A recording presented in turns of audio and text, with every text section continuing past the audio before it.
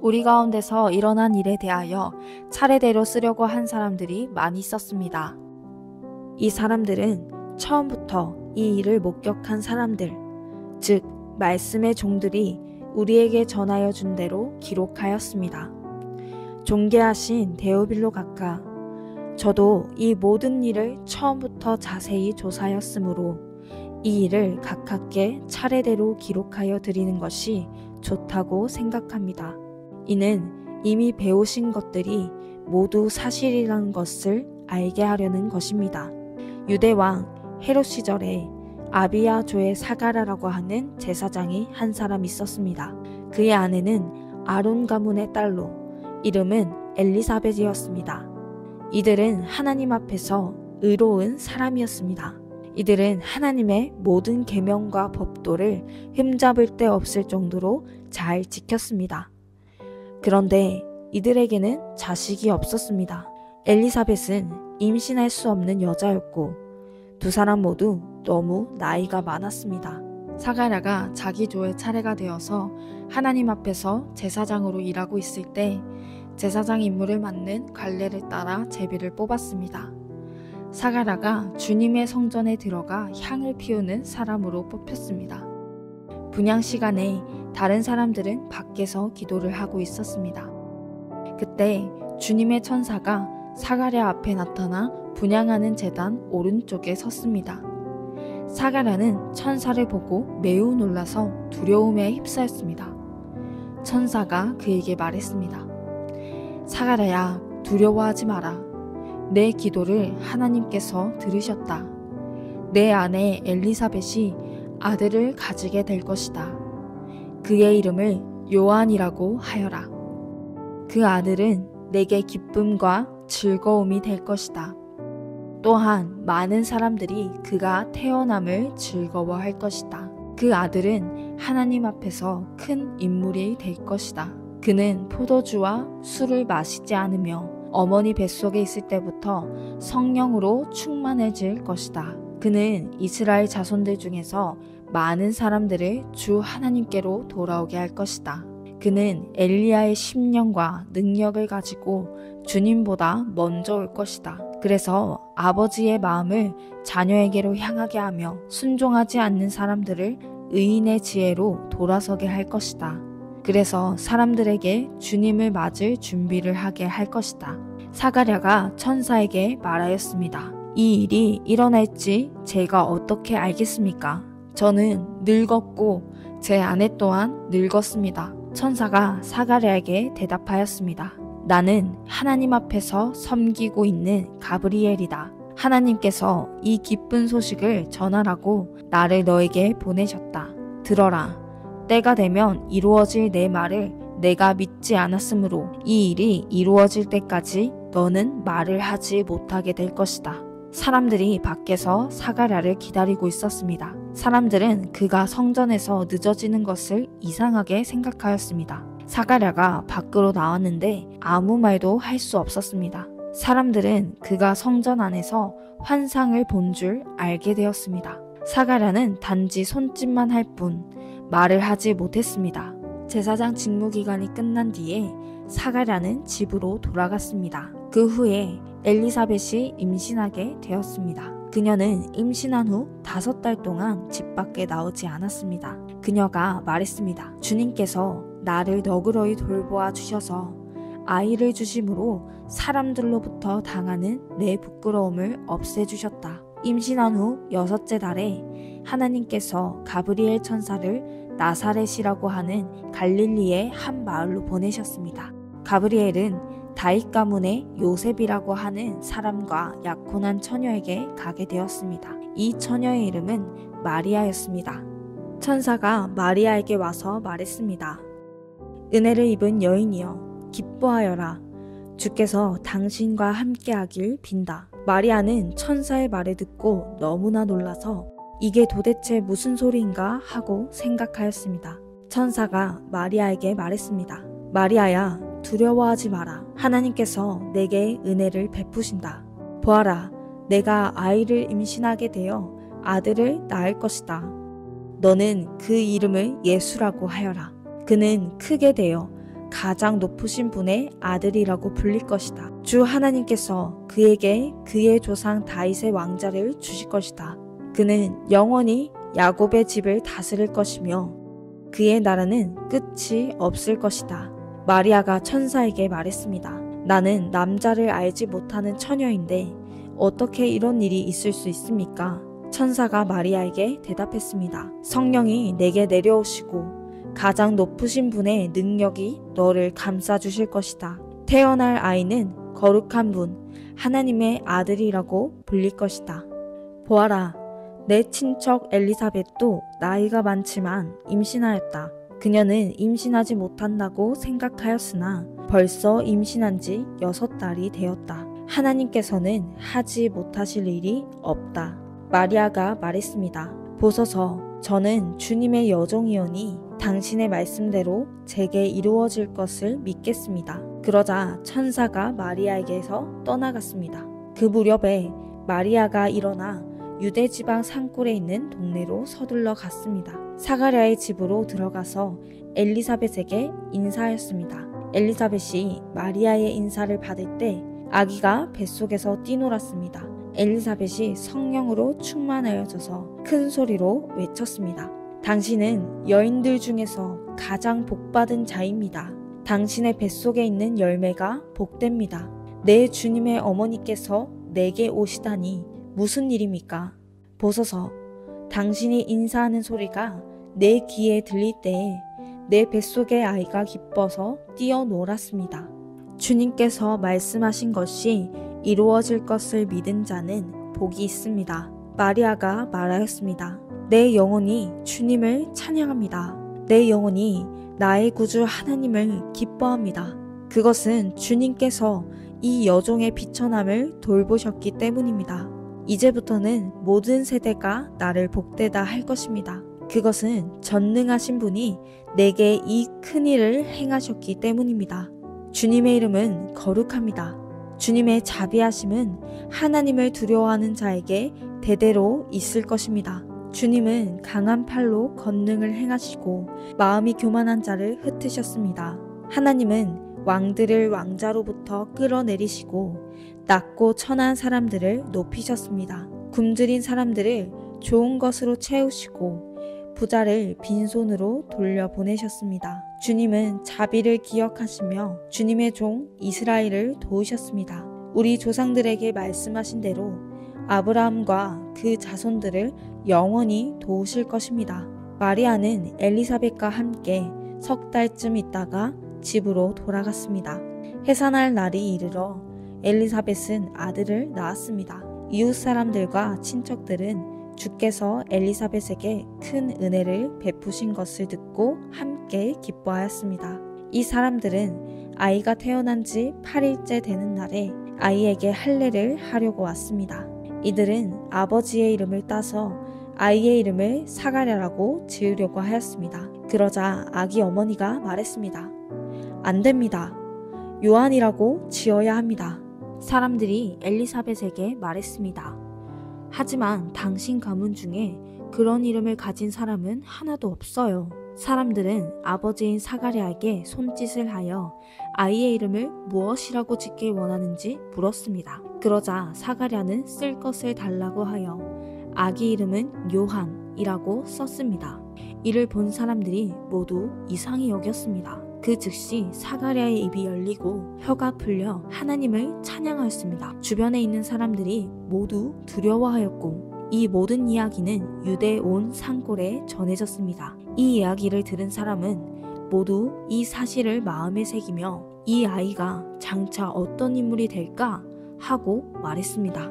그것은 주님의 손이 아이와 함께 하셨기 때문입니다.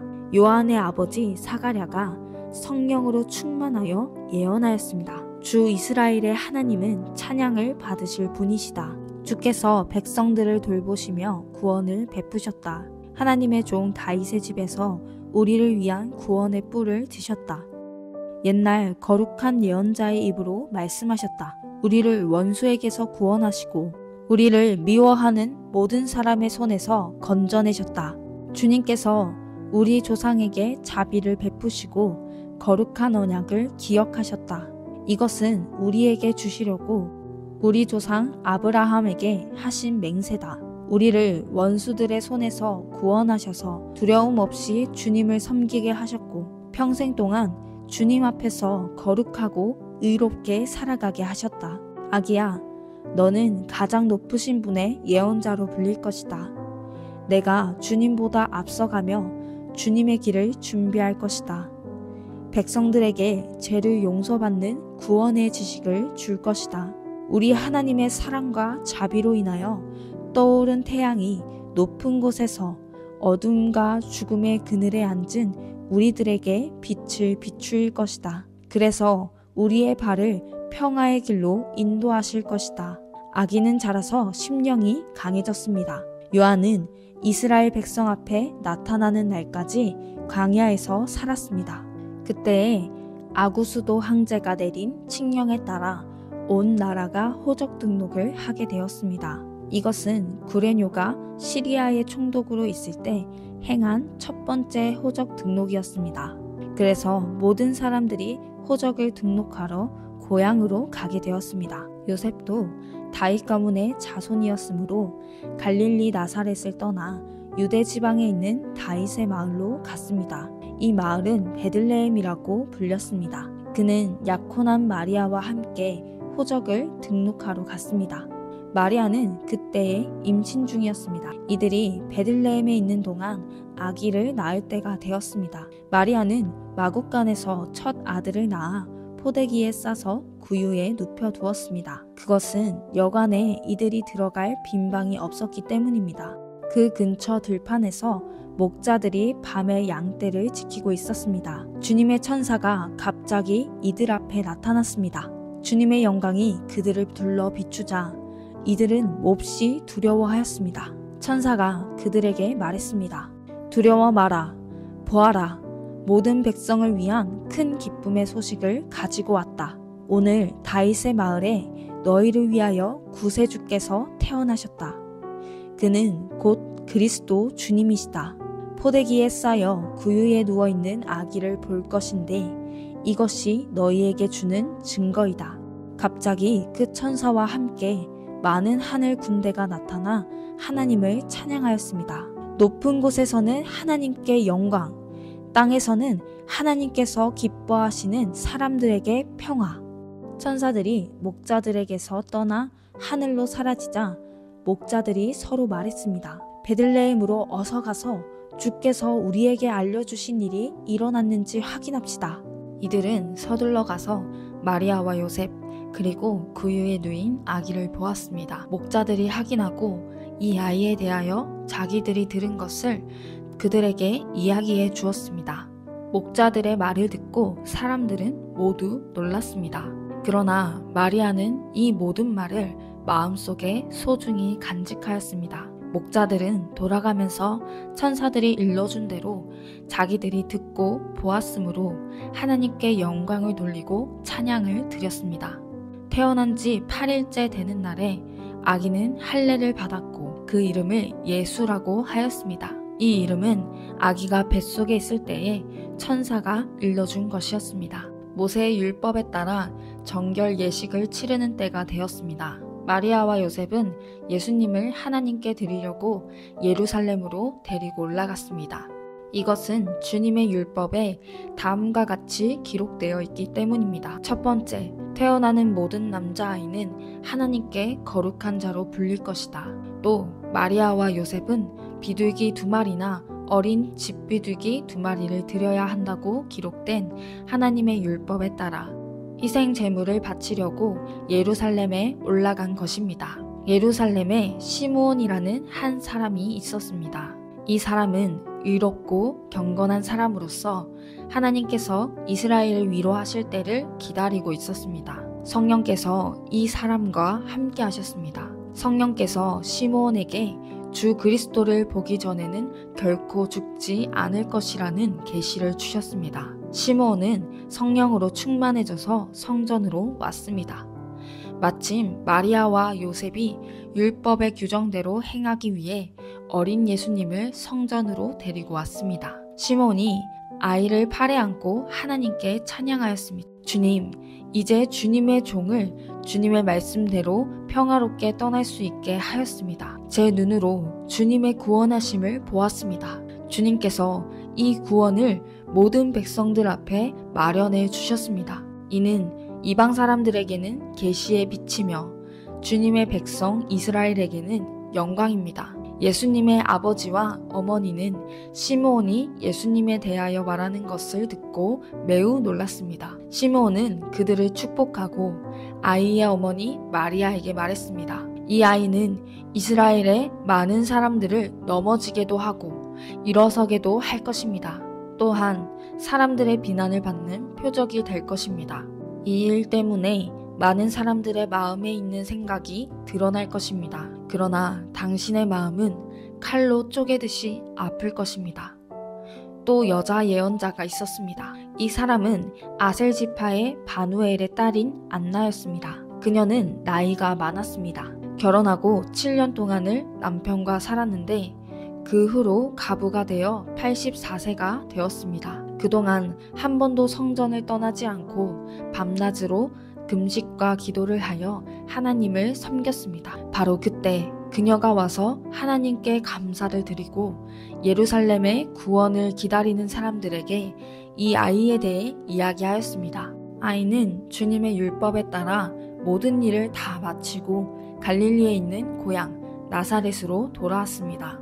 아이는 점점 자라고 튼튼해졌으며 지혜도 많아졌습니다. 하나님의 은혜가 아이와 함께하였습니다. 해마다 6월절이 되면 예수님의 부모는 예루살렘으로 올라갔습니다. 예수님이 12살이 되었을 때에도 6월절 간습을 따라 예루살렘으로 올라갔습니다. 6월절이 끝나고 집으로 돌아오는데 소년 예수님은 예루살렘에 남아 있었습니다.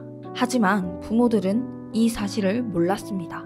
단지 그들은 예수님이 일행들 속에 있을 것으로만 생각하고 있었습니다. 그렇게 하루 정도 길을 간 후 요셉과 마리아는 예수님을 친척들과 친지들 가운데서 찾기 시작했습니다. 그러나 예수님을 발견하지 못하자 예수님을 찾으러 다시 예루살렘으로 되돌아갔습니다. 3일 뒤에 그들은 성전에서 예수님을 발견하였습니다. 예수님은 성전에서 율법학자들 사이에 앉아서 듣기도 하고 묻기도 하면서 계셨습니다. 그의 이야기를 듣는 모든 사람들이 예수님의 슬기와 대답에 놀라워했습니다.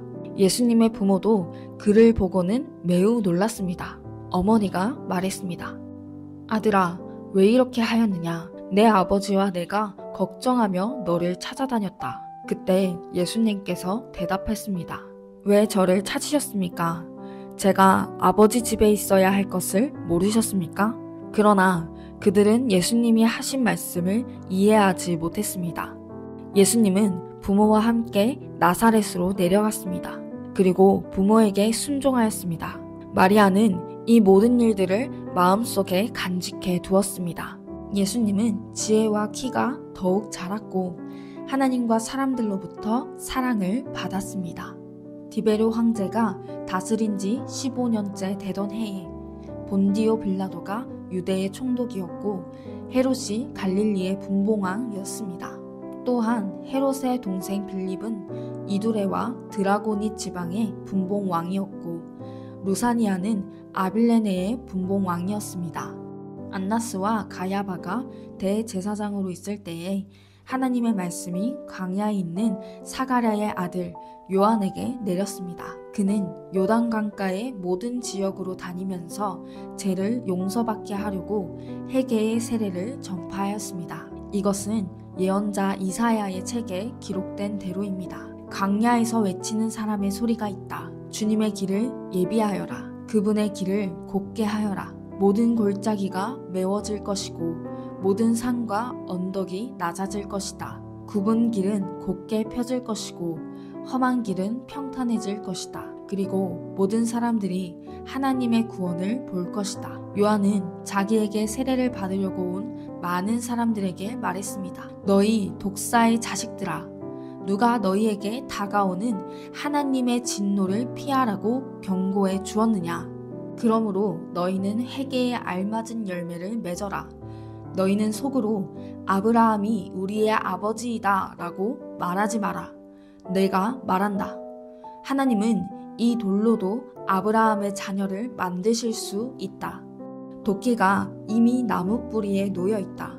그러므로 좋은 열매를 맺지 못하는 모든 나무는 잘려서 불 속에 던져질 것이다. 사람들이 요한에게 물었습니다. 그러면 우리가 어떻게 해야 합니까? 요한이 그들에게 대답했습니다.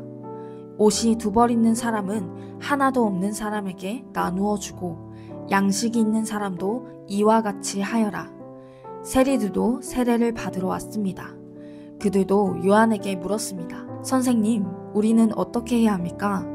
요한이 그들에게 말했습니다. 세금을 거두도록 지시받은 액수 이상으로 거두지 마라. 군인들도 요한에게 물었습니다. 우리는 어떻게 해야 합니까? 요한이 그들에게 말했습니다. 사람들로부터 강제로 돈을 뺏지 마라. 거짓으로 고발하지 마라. 그리고 임금으로 받는 돈을 만족하게 여겨라. 백성들은 그리스도를 기다리고 있었기에 혹시 요한이 그리스도일지도 모른다는 생각을 마음속으로 하였습니다. 요한이 모든 사람들에게 대답하였습니다. 나는 물로 세례를 주지만 나보다 더 능력 있으신 분이 오실 것이다. 나는 그의 신발끈을 풀기에도 부족하다. 그는 너희에게 성령과 불로 세례를 주실 것이다. 타작마당을 깨끗게 하고 알곡을 곡간에 저장하기 위해 그분은 손에 키를 드셨다. 쭉정이는 꺼지지 않는 불에 태워버릴 것이다. 요한은 이 외에도 많은 권면을 하면서 백성들에게 복음을 전파하였습니다. 헤롯 분봉왕은 헤로디아의 일과 그 외에도 그가 저지른 여러 가지 악한 일 때문에 요한에게 책망을 받았습니다. 거기에다가 헤롯은 한 가지 악을 더 저질렀습니다. 그것은 요한을 감옥에 가둔 것입니다. 모든 사람들이 세례를 받았을 때 예수님께서도 세례를 받으셨습니다. 예수님이 기도하고 계실 때 하늘이 열렸습니다.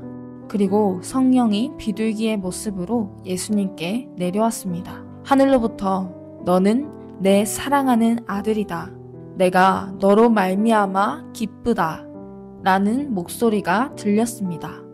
예수님께서 일을 시작하신 때는 30세쯤이었습니다. 사람들은 예수님을 요셉의 아들로 여겼습니다. 요셉은 헬리의 아들입니다. 헬리는 맏닷의 아들이고 맏닷은 레이의 아들입니다. 레이는 멜기의 아들이고 멜기는 얀나의 아들입니다. 얀나는 요셉의 아들입니다. 요셉은 맏다디아의 아들이고 맏다디아는 아모스의 아들입니다. 아모스는 나훔의 아들이고 나훔은 에슬리의 아들입니다. 에슬리는 낫게의 아들입니다. 낫게는 마앗의 아들이고 마앗은 맏다디아의 아들입니다. 맏다디아는 서머인의 아들이고 서머인은 요색의 아들입니다. 요색은 요다의 아들입니다. 요다는 요하난의 아들이고 요하난은 레사의 아들입니다. 레사는 수르바벨의 아들이고 수르바벨은 스알디엘의 아들입니다.